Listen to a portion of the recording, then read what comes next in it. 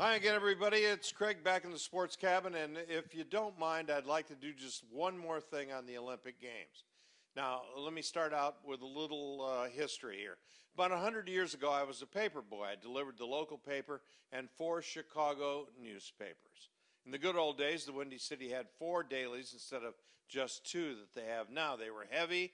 I had about 125 customers. I was pretty good at delivering and collecting. My dad hated Sundays because those were the big papers. You had to stuff them with all the extra sheets.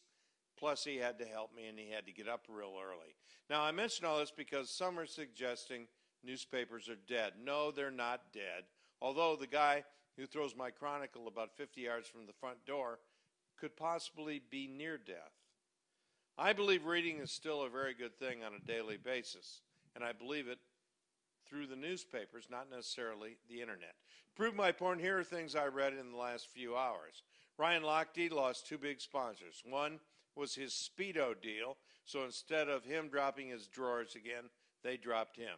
Ralph Lauren also tossed the lad aside. No more free blazers. Other Olympians, though, were adding dollars. For instance, the U.S. Olympians winning gold get $25,000 each. In the spirit of America, though, they have to pay tax on the earnings. The biggest single winner was that kid from the University of Texas who beat Michael Phelps, Joseph Schooling. He swam for Singapore. He got over $700,000 for his gold.